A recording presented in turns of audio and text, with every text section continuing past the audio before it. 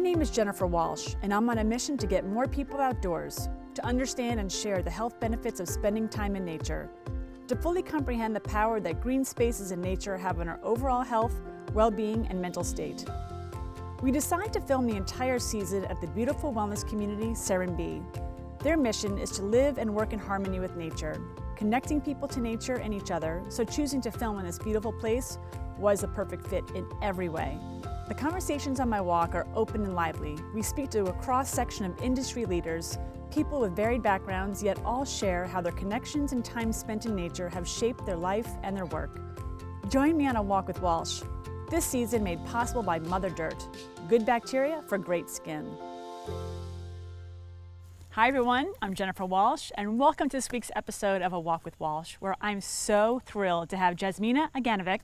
Hi. Hi, from Mother Dirt. You are in the place to be for Mother Dirt. I have been wanting to come here forever. I'm so excited. I'm so excited. You're the president of Mother Dirt. And I would love to chat with you as we walk to talk all about what you do at Mother Dirt. Let's do it. There you go. Okay, cool. So I have a million questions for you, so I'm going to try and keep it as short as possible. Yeah. But first of all, I've been in beauty for 20 years, so what you've done for Mother Dirt is fascinating to me. But I know the fact that you started at MI, like you came from MIT. Yeah. You were a researcher, or tell us more. Chemical and biological engineer. Okay, just an engineer. Yeah, chemical and biological. Just an engineer. Just an engineer. Fantastic. So I actually didn't have plans on going into beauty specifically when I was in college. And then I had an internship where I was asked to look at a bunch of research for beauty that was coming out of one of the labs that was in Cambridge. Okay. And basically say what's worth keeping, what's not worth keeping. Sure. And that was my big epiphany, where I realized, hey, this is an industry that I'm really passionate about, and I could really bring my technical expertise to. And that was my aha moment. And basically from when I graduated from school, my whole career has been in personal care and beauty. Really? So did you kind of just have that love for that almost like R&D of saying, okay, there's so much we can learn from this? Or you kind of found something, you're like, oh wait, we're onto something. A little bit of both. Okay. It started with a deep appreciation for the industry, because I think it's a great industry for women. It is so innovative and so fast moving. Yes. And it's really creative. So it's kind of the best of all worlds for how my brain works. I really love and appreciate the creativity, and I'm so highly inspired by that.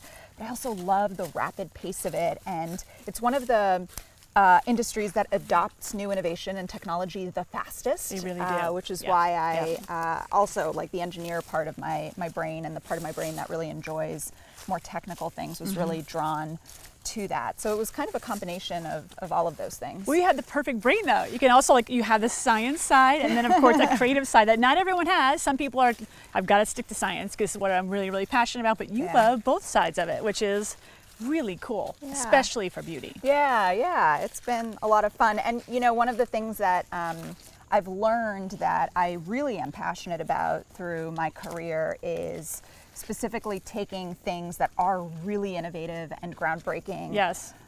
but need to be translated in a really specific way so that the maximal amount of people can be impacted by it in a positive way. So figuring out how to translate innovative technologies in a way that is fun and approachable and makes sense is something that I really love doing. I think it's like a puzzle. Absolutely. Well, I think that's interesting too, because right now, what you're doing in terms of like science and finding things out, again, you didn't plan on going into beauty per se. So did you, in your studies and your research, what was it that really sparked something in you that you thought, okay, we're onto something? Because I know with Mother Dirt, you didn't set out to create a brand. Right. So how did that evolution really happen? So at the time that I started on the journey with Mother Dirt, I had worked at a few different companies, the most recent of which was this brand called Living Proof, which people might know as a hair care brand. And actually, Living Proof is founded by Dr. Bob Langer. I worked in his lab for several years when I was at MIT, and he's also a chemical engineer from MIT. And so he's one of the founders of Living Proof.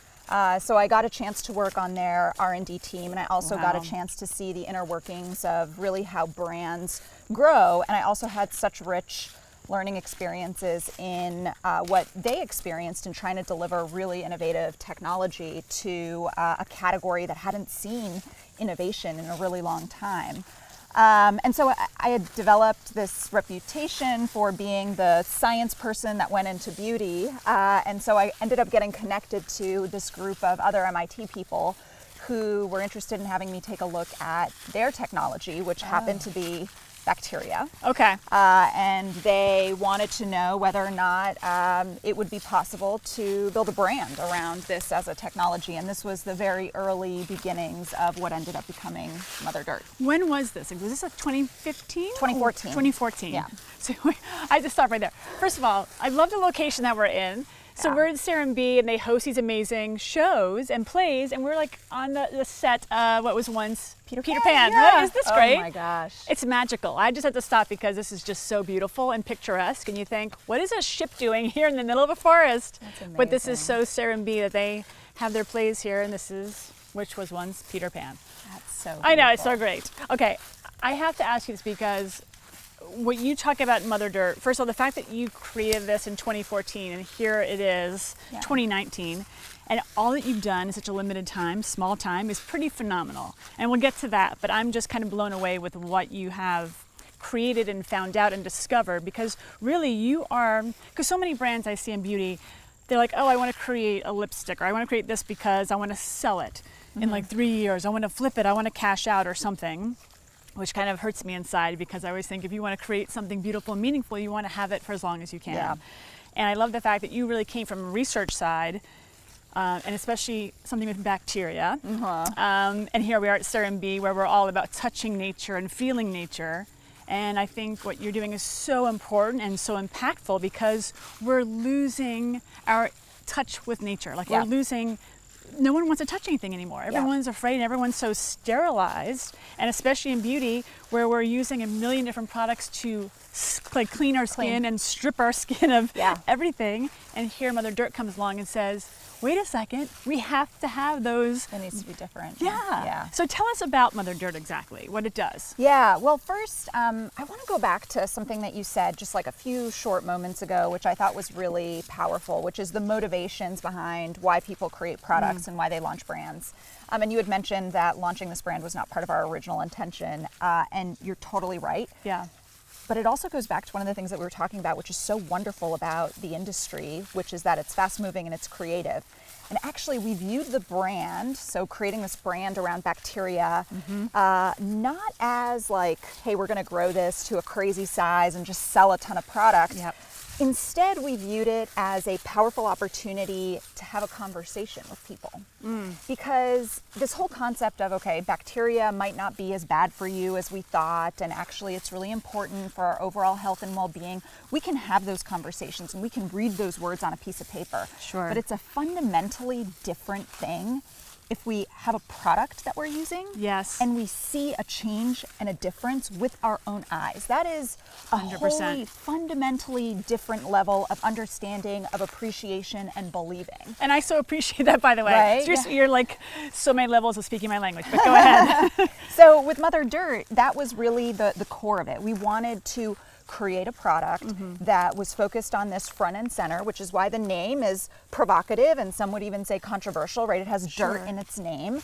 But because we wanted to trigger a conversation and we wanted people to see a change and a shift with their own eyes. And we knew that this was not a mass product overnight, but that it was really important to keep that conversation going, because that's eventually how people start to change their minds. Yeah. And that's exactly it. You have to start having the conversation, Right. and then showing people why. Yep. The why. Why do we need bacteria on our skin? We've been told marketing has been teaching us for decades. Scrub, clean, and take away. Yeah. And here you are, like, no, you have to spray it on or put it back on our skin, because what? Like me, only like for hundreds and hundreds, millions of years, we've been living in the grass and living in the dirt. Yeah. So why animals like roll in the dirt or spend time in the dirt. That's what we're doing. So how do you then teach people about putting it back on? Yeah, good question. I mean, that's got to be hard. For sure. I mean, I get it. We knew it was going to be, Well, we knew it was going to be not easy. Yes. But when we went out to build the brand, I mean, it was built around a few core tenets, one of which was scientific. So science is at the backbone of who we are and what we do. And part of that is integrity, and the other part of it is because we know we're doing something so new and different, we think that we need to be really good stewards for the industry and this emerging category. Then the other part of it was actually remarkably simple. We wanted to build this brand around human values. And so our values are about reconnecting with nature. You can connect with that much more easily than you can connect with our bacteria, which is ammonia oxidizing bacteria or nitrous ammonium eutropha, like that. There's no emotional pull or tug there, but we can all appreciate connecting with nature. One of our other values was reconnecting with the child within. So that time when we were little and we would want to go outside and play, and we didn't actually care about getting dirty. You don't think about that. And there's so little of that now, but whenever you bring that up, people have a very emotional response to it. And all of these things now have more scientific support around why they're important. But we want to lead with those values and messages because we're all human beings at the end of the day, and we can connect around these shared values much more easily than we can connect around more science. I'm yes. so glad you said that, because so many beauty brands that are really backed and based on science, it comes off as cold and it's not really relatable. And I think what's smart about what you're doing is you understand that people need that connection to something. They need to feel it. And I think the best way you do that is teaching people why we should be feeling the plants, feeling the dirt, and how that affects us on a scientific level. Right.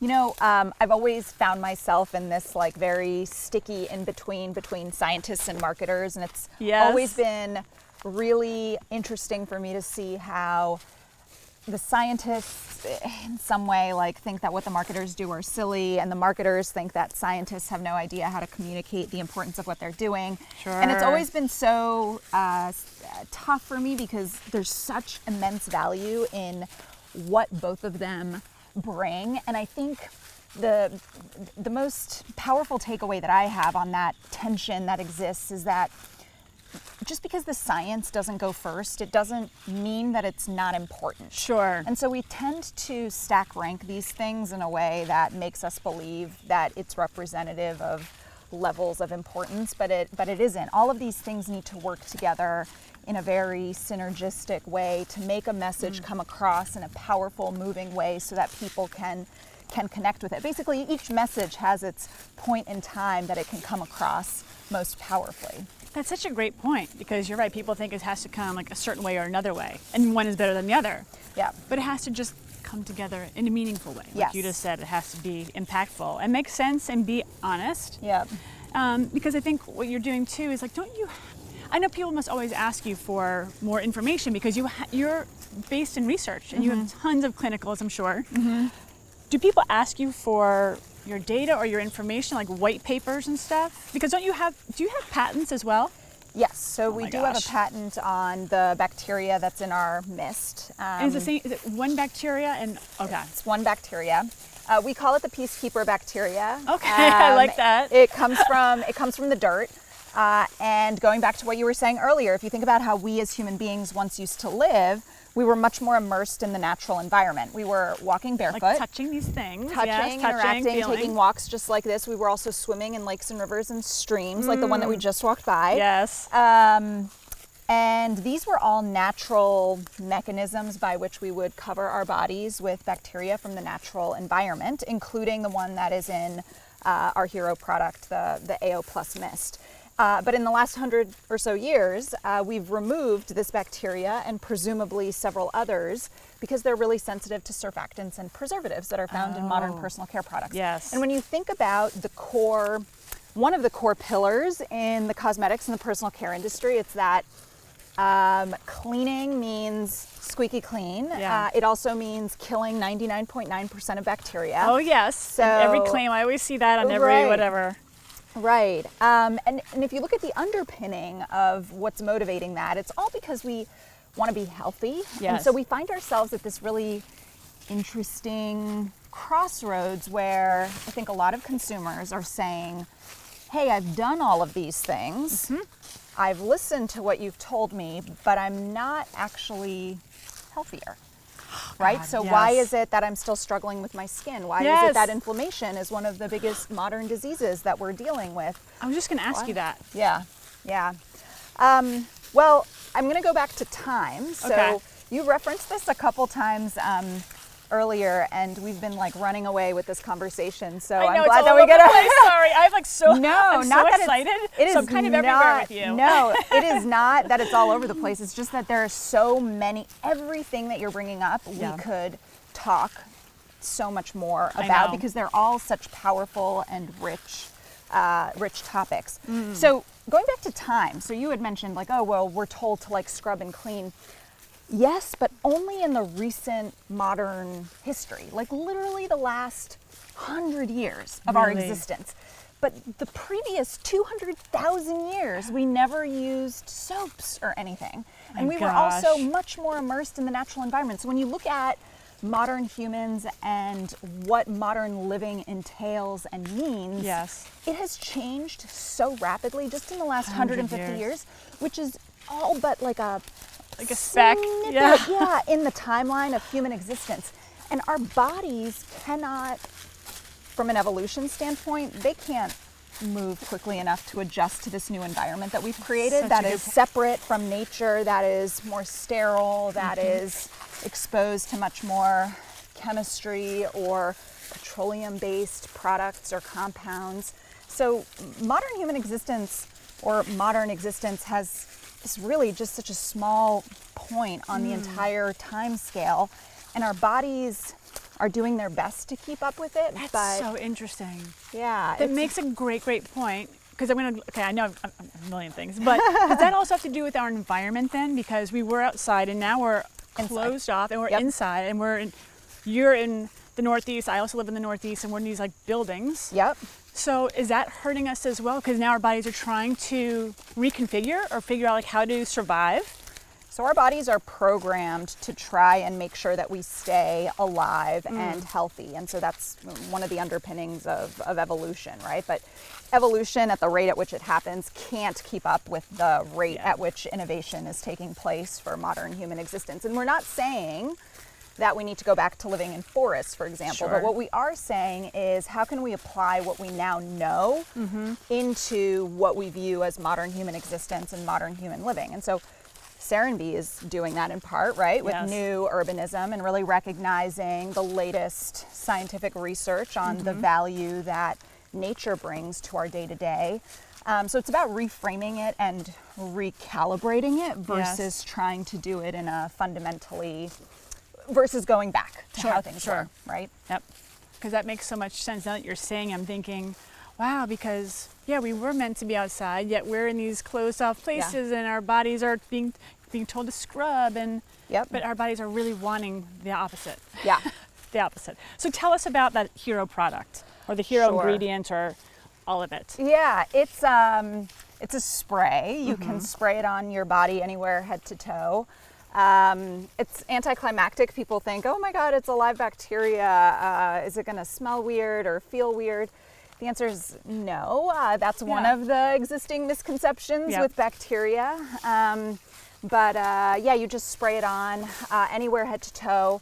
The way the bacteria work, and it feels just like water, by the way, so no scent. It's really refreshing, really easy to integrate into the routine.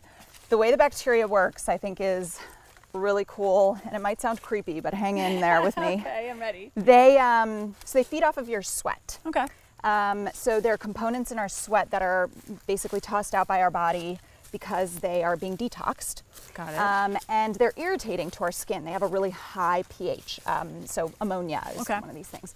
So it has a really high pH, and you might have heard, I mean, you're in the industry, so you know high pH states are really bad for the skin. Yep. So we hear all about pH normal or pH levels. using, Yep. yes. So when your body is constantly sweating, the pH of your skin rises, and this is not good. What this bacteria does is it removes that, which keeps the pH of the skin in a normal level constantly throughout the day. So the whole time that it's on your skin, it is keeping the pH of your skin in that normal level, which in and of itself is really good. Wow. And then it's producing, again, the whole time it's on your skin, it's producing calming and soothing byproducts. So it creates this really amazing cycle for your skin. That was what it was meant to do the entire time. But instead, our approach is very different, right? With modern chemistry, it's strip, you sweat. Yes. I want to remove that, clean it off, and then I'm going to apply a moisturizer to put it back on. Yep. So when people use this product, they find that they can cut down on other products. Wow. That their skin is just more stable and looks better. God, well, that's exactly like anti-inflammatory kind of, Yeah. because everyone's so inflamed. Yeah. I think. And also, I feel like the biome has been talked a lot about, like the gut biome. It's such a like hot word right now. Yeah. I think it's interesting that now we're having conversations about the biome of our skin. Yes. Because I felt like it was like so driven by food, our gut and probiotics and everything. And now hearing Mother Dirt doing what you're doing, Yeah. I think it's really interesting. Yeah, right. It's the whole body is an ecosystem. I think Yeah, that people absolutely. are starting to define and look at that way. And actually where the internal biome ends and the external one begins is really hard to define. Like, Sure. where is it? Is it the mouth? Is it the lips? And it all just goes to show how interconnected all of that really is. We all are. Yeah. So how do people receive, like, when they put the product on, they spray it? But you have other products as well in the lineup. Sure. We call them biome friendly. And basically, while they don't have the peacekeeper bacteria in there, they are formulated in a really specific way to be friendly to it.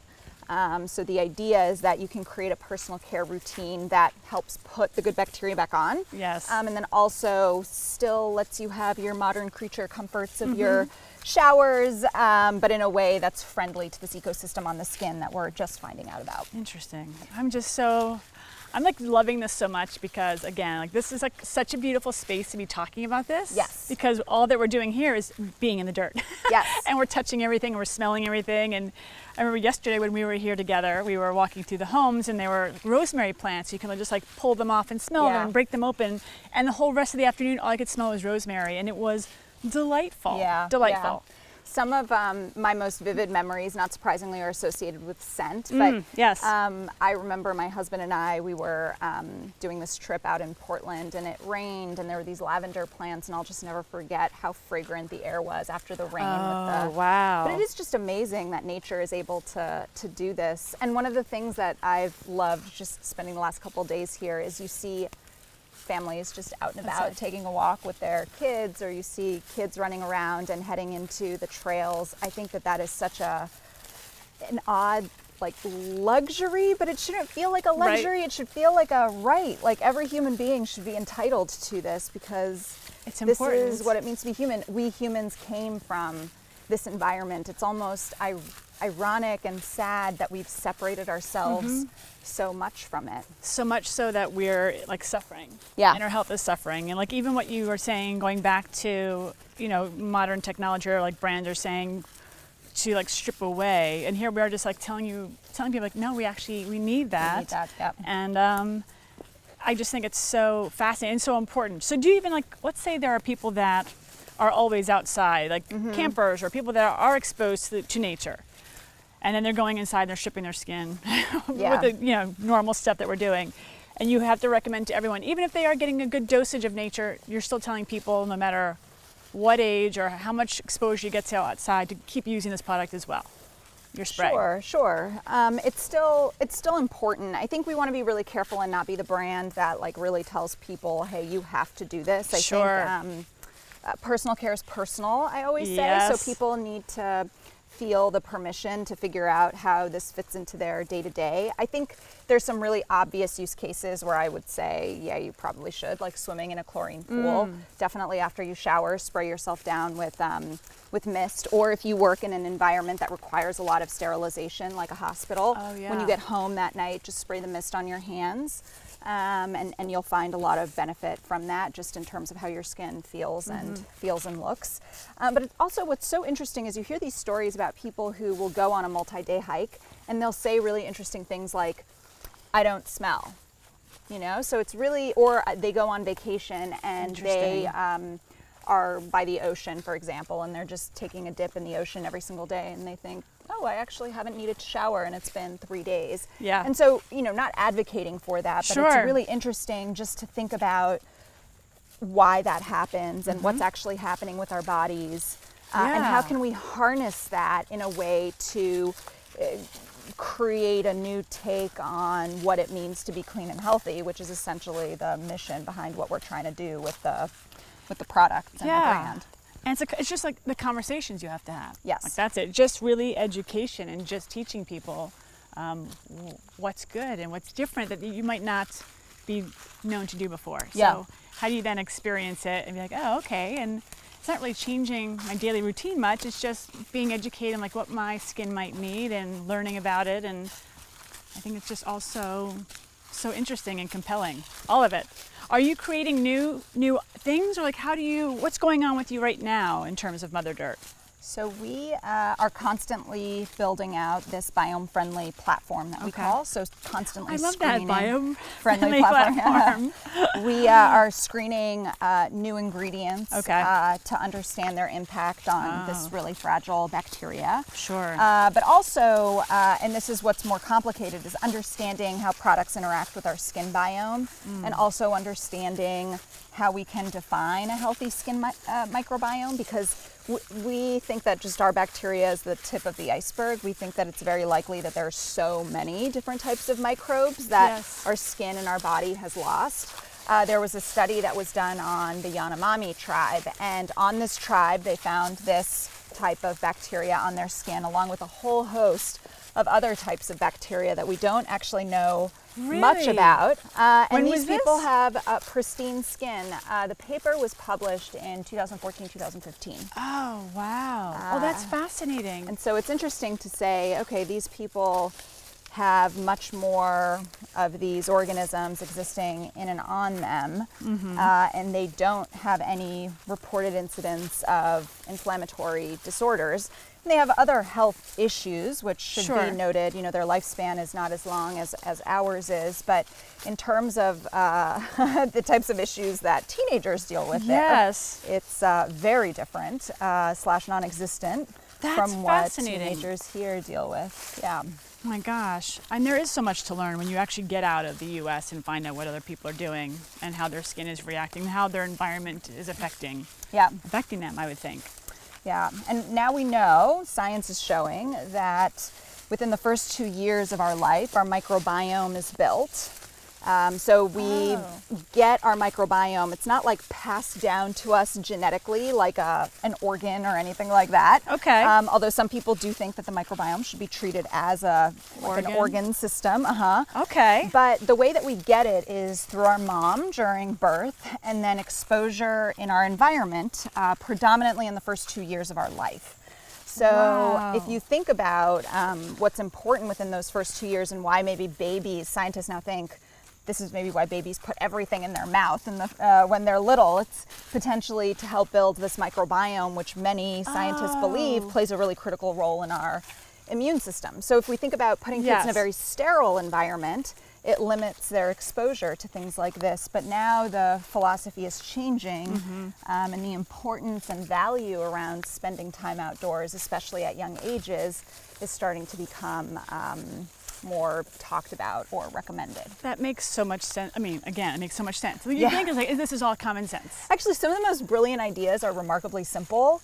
So I think that there's like there's something to it. I mean, I think about like even growing up, I grew up in the Bronx, but I spent like mid-teen years and teen years in Westchester. But as a kid, I remember like being in the dirt. Yeah. And maybe even eating a dirt pie or two, but whatever. But again, like I remember making dirt pies. Yeah. And we did lots of stuff in the dirt as a kid, and I'm very happy I did. Yes. I'm really thankful that I spent all that time outdoors and spending time like eating and experimenting berries and like all these little things in the garden that I got to explore. Yeah. But I think that's a fascinating point about the sterilization of the things that are going in the child's mouth. And like, I mean, I have so many friends with little ones, and I see them in the park or in the grass, and anytime a child goes to like the dirt or grass and put anything in the mouth, everyone freaks out. Yes. Yeah. Everyone gets so upset about anything going in the, and I understand to a point, but But it's so fascinating because we need that exposure. Yes. Even as infants. Yeah, and going back to the recalibration of how can we take this learning and apply it to what we know as modern living. You know, this is a little bit sad, but our soil has changed so much, Yes. right? So we can't even say that our soil is exactly what it used to be 200 years ago. But also our soil just bioaccumulates so much, particularly in urban environments. So we had a friend who had the soil in their backyard tested because they wanted their son to play outside a lot, and it had like ridiculous amounts of lead in it. And so it was not recommended that he play outside because of this. So that's soil where you might, with the best intention, say, hey, spend time outside, but it's actually not healthy soil, which is so sad and unfortunate. But how can we start to create an awareness around it? And with that awareness, we can start making different types of decisions that can lead us back to a place of hopefully more health. Oh my gosh, it's all so interesting because I'm just glad that there's a brand like yours to really educate people on the true health of our skin and our connection to it, because I just feel like, again, I have spent so much time in the beauty space for so many years, and I see it, like so much of it is marketing. Yeah. And I love so many brands. Yes. And that's okay. Yeah. You know, I think the industry is such a lovely place where people should engage with it from a perspective of self-care and self-love and things that make them feel good, regardless of what brand might be put on that bottle. Sure. And what our big vision is, and what I hope this industry will be able to do with this new learning and understanding now that we know that the microbiome is there and we know how important it is for the skin, how can we start formulating all products so that in addition to formulating with, you know, how we want to define clean ingredients or without certain sets of ingredients and for phenomenal textures and all of these formulation criteria that cosmetic chemists have developed and been able to formulate fantastic products with, how can we add another checkbox that is also intended for, like, hey, it's going to be friendly to the good bugs on your skin? How can we move the whole industry in that direction? That, I think, is the big vision and what a lot of people and companies are trying to figure out. And we're just at the beginning, which means that there's a lot to learn, but it's also really exciting because it could present really fundamentally different ways to treat skin from a cosmetic standpoint, and then even the more serious stuff like acne and eczema in the future. It's just so important. I think it's just so important. And can you believe this like space we're in right now? Oh my God. This is just, isn't this magical? It's so gorgeous. I mean, look at this. And it's so peaceful. I know, listen to that. Yeah. There's nothing. I think we're like in the middle of an orange grove. I see like little orange trees popping up here and there, and it's just, I feel like we're on a movie set. Don't you feel like we're somewhere else? It doesn't seem real. It doesn't seem real. Yeah. And that's the whole thing, right? Like nature is so beautiful that it doesn't seem real, which is also sad in a way that we're not out here enough to just, well, I know we appreciate it, but I'm hoping that more people can really, you know, be in this place and just in awe. Yeah. Because this is real, and it's so special that we're in a time in history where I feel like I'm so thankful that I get to spend time with you to talk to you about what you're doing, because it's so, for me, I think it's so important that more people understand. I agree. And it's about education, and to really just take the time to be like, this is why we need it. And while like everything, there is always other options to do things, I think it's important to take the time to have conversations, to learn, to educate, and lead healthy paths and healthy lives. And okay, we have to stop for a second and look. I know I just was in the middle of something, but look at how beautiful this is. Oh my gosh. Incredible. I'm sure we cannot eat them, but isn't this beautiful? Oh, it just came right off. Oh, they are so soft. Oh my gosh, you want to smell this? Smell that. Oh, wow. Isn't this? Oh my God, I really want to eat it, but yeah. Oh my God, that smells absolutely spectacular. Here, we can carry it through. You want to carry that for a little bit? It matches your top, so there you go. So you can just carry it as a little whatever. Fantastic. Yeah, we'll ask someone what it is. Someone we will. know. We'll ask someone from the team exactly what we're looking at, because I don't know, it's gorgeous. But but it looks like a small lemon, but it feels like a peach. Yeah, it does feel like a peach. It's it almost smells like a peach too, doesn't it? Yeah. Peach or orange? Yeah. Grapefruit? I don't know. Anyway. Yeah. So Is there something you're excited about that's coming down the pipe for you? We have a couple of products that are launching in the next 12 months that I'm really excited about. Both of them have been incredibly difficult to formulate, and our director of product development, her name is Jennifer. She has been such a master at bringing them to life. So I'm really excited about those. Those are just really technically challenging and have been among the most asked for by our users. So I'm excited about that. But in general, I think over the next 5 to 10 years, I'm really excited to see where the field is going to go and how this is going to change both the cosmetic industry and as well maybe some of the things that were prescribed in the future. So exciting. Well, thank you so much. Thank Jasmina, you. I so appreciate you, and I'm so glad we get likewise. some more time off camera to chat even more. Of course. But thank you for your time, because I know you are a busy woman. You've got a lot going on. But I think what you're doing is so important.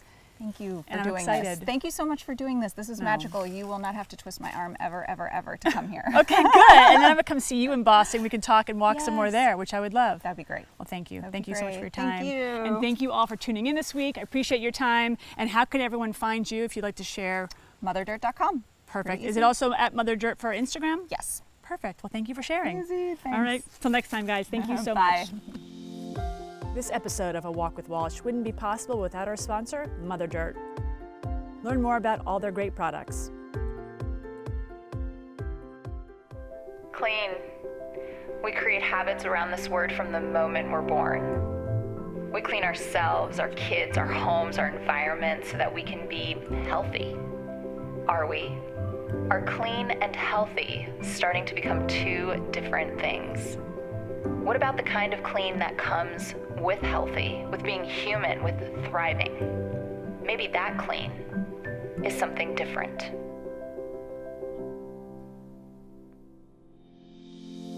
And I want to thank our season partners, the Inn at Serenbe and Igni Productions. Continue the conversation by subscribing to our YouTube channel and the companion podcast available at Apple Podcast. Thanks again for tuning in. See you next Wednesday for more walks.